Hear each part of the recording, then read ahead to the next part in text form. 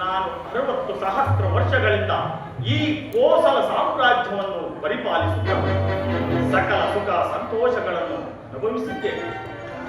ಜರಾಪೀಡಿತನಾದ ನನಗೆ ನಿನ್ನೆಯ ರಾತ್ರಿ ಒಂದು ಸ್ವಪ್ನವಾಯಿತು. ಅದಕ್ಕನುಸಾರವಾಗಿ ನನ್ನ ಜಾತಕದಲ್ಲಿನ ಗೋಚರ ಫಲಗಳು ಪ್ರತಿಕೂಲದ ಫಲಗಳನ್ನೇ ಸೂಚಿಸುತ್ತಿರುವುದು.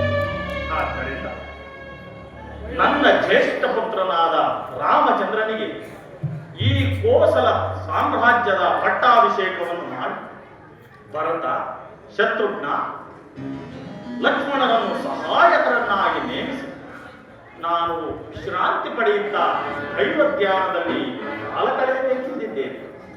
ಇದಕ್ಕೆ ನಿಮ್ಮ ಹಾಗೂ ಪ್ರಜೆಗಳ ಅಭಿಪ್ರಾಯವೇನು?